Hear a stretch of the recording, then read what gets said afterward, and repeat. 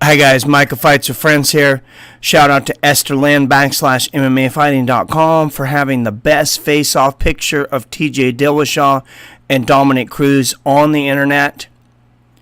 The question is here, guys, who is the greatest bantamweight of all time? I believe it is one of those two men. If you think it's anyone else, you can argue down in the comments, but I don't see anyone else having a case for that title. Who is it between these two? If you were to choose, Dominick Cruz has 2 losses in his entire career. One when he was 20 years old to Uriah Faber, which I barely count because he avenged it later in 2011 when Uriah Faber was in his prime, and then later in 2016 in the twilight of Uriah Faber's career. He got caught in a quick guillotine when he was 20. I don't really hold it against him.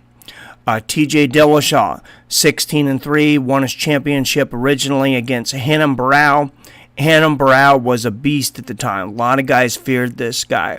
25-0. He was on a huge winning streak. He had destroyed Uriah Faber, several other guys.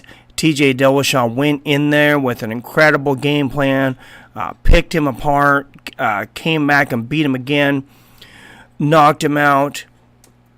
Renan Barão's never been the same since. You could say that TJ Dillashaw derailed and destroyed Renan Barão's career. And I don't think you would be completely wrong to say that. Now, TJ Dillashaw, at the end of UFC 227, after knocking out Cody Garbrandt in the first round, declared himself as the greatest bantamweight champion of all time, the greatest bantamweight of all time. Now, there's one problem with that. There's a guy in the division that just beat him very recently. Of course, that's Dominick Cruz, who called him out right away on Twitter, as you guys probably seen. He's like, wait just a minute. I'm still here. I'm not going anywhere, and I just beat you. Now, we know MMA math doesn't always add up, as we see in these matchups. Of course, Cody beat Dominick. TJ beat Cody twice now, and Dominick beat TJ by a split decision. Let's go to that decision for a minute. That fight, that split decision, I believe TJ won that fight. I scored it 3-2 convincingly for TJ, and I thought there was a case to score it 4-1, to be honest. I thought TJ pretty convincingly won that fight. It's been a few years. Maybe I could go back and revisit it, but I definitely felt that TJ won the fight. Now, Dominick Cruz hasn't fought for 2 years. He's had long periods of inactivity over his career. He was out for 3 years at one time. They had to strip him of his title, even though, he didn't lose it. He's had bad feet issues, plantar fasciitis, several other issues. He'll come back, fight for maybe 2-3 times, and then he has to take some time off again. Well, he was set to come back before Cody and TJ fought. He's been training. He'd announced that he was coming back at 135. So it's not like he was sitting in the broadcaster booth and he's coming out of retirement. He never retired. He's only 32 years old. So does he have a legitimate argument to jump right in there for the title shot after being gone for 2 years?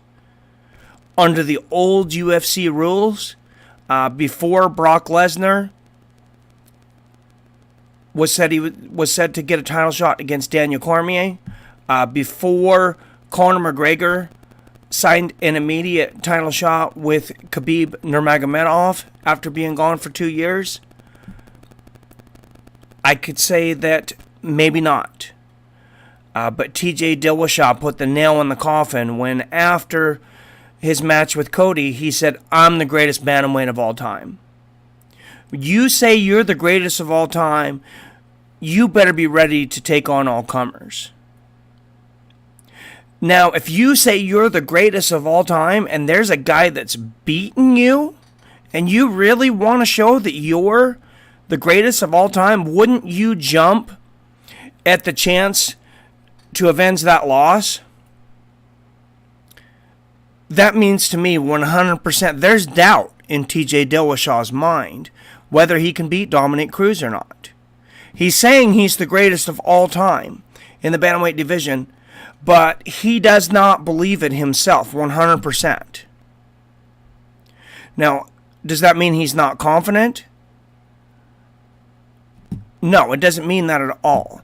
It means he's not stupid. He knows Dominick Cruz is a great fighter. He knows that they match up well with each other, that Dominick could pull off a win against him easily, again.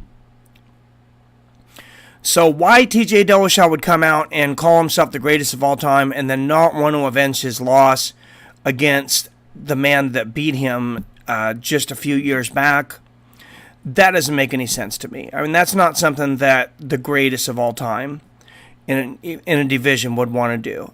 Muhammad Ali always wanted to avenge his losses. That was the next match. When he lost to Joe Frazier, get Joe Frazier in there as quick as you can. He wanted to get him back in there. Same things. He lost to Spinks. Leon Spinks. He wanted to get back right in there. That was one of his last fights, but he came back, beat him, becomes the first ever 3-time heavyweight champion. I'm getting a little sidetracked here, I know, but this is the precedence for being the greatest of all time. You will fight anyone, anytime. And there's very few fighters that are willing to fight anyone at any time anymore. But I think Dominick Cruz got permission, the last permission he needed to jump the line when TJ Dillashaw said he was the greatest of all time. That's a call out. To me, that's a call. Maybe TJ didn't realize it at the time. Maybe he's in the heat of the battle. But that's a call out. When you have a guy up there in the broadcast booth, a guy that you know is listening, that beat you a few years ago, and you say you're the greatest of all time, you are essentially calling that guy out. Saying, let's get this business finished because I am the greatest of all time. Let's get in there and I will beat you and prove it. So it might not have been what TJ meant. It is what he said. But I want to know what your guys' opinion is on this. Are these two guys the greatest bantamweights of all time? If not, who? If you believe they are, should Dominick Cruz get an immediate title shot? If not him, who else? Some people say Rafael. TJ just beat Rafael not too long ago. And I don't think it would be any different the second time around. This is the matchup I want to see. These two fight. Who wins? It's a great matchup. Like I said, TJ's got to have some doubt. Dominick's going to come into this very cautious. He knows TJ is very dangerous. These guys match up well against each other. It's a very, very close matchup. And hopefully we get this done and we get to see a definitive winner this time. But I want to know what you guys think down below. Who will win this matchup? Should it happen at all?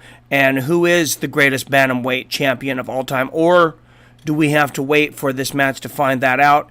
Leave your comments down there below. I will be streaming Dana White Contender Series at 5 p.m. tonight, so I hope to see you in that live stream. As always, I love you, I respect you, and I'll see you fine asses later.